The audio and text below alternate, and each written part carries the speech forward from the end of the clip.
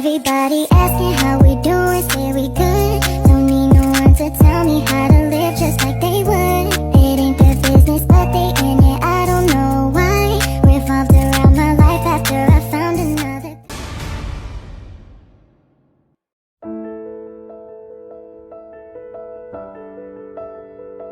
Di awal kemerdekaan Indonesia, ada seorang raja yang rela menyerahkan tahta, mahkota, dan hampir seluruh harta kerajaannya untuk perjuangan bangsa.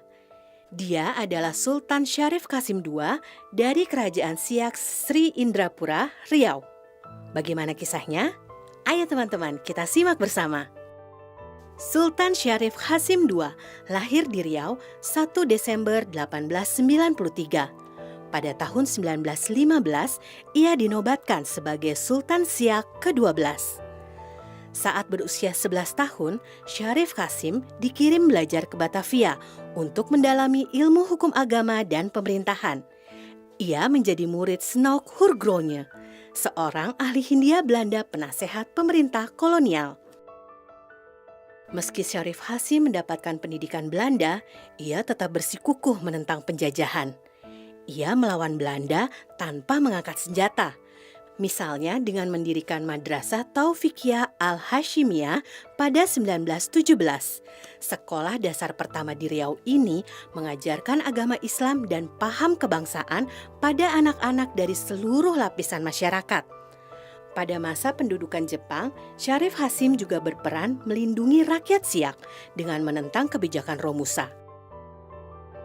Setelah mendengar berita proklamasi kemerdekaan, Sultan Syarif Qasim membentuk Tentara Keamanan Rakyat dan Barisan Pemuda Republik di Riau sebagai bentuk dukungan terhadap proklamasi kemerdekaan.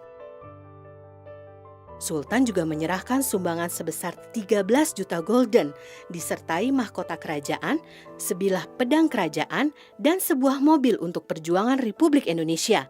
Jika dihitung dengan nilai mata uang sekarang, jumlahnya mencapai 1 triliun rupiah lebih. Tidak sampai di situ, sebagai bentuk pengakuannya terhadap Republik, ia menyerahkan tahtanya sebagai Sultan Siak pada 7 Maret 1946 kepada pemerintah Republik Indonesia.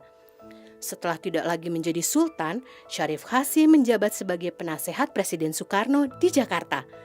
Dan pada tahun 1964, Syarif Qasim kembali ke Siak Sri Indrapura dan hidup sederhana sebagai rakyat biasa. Berkat jasa-jasanya, tanggal 6 November 1998, pemerintah Indonesia menganugerahkan gelar pahlawan nasional pada Sultan Syarif Qasim II.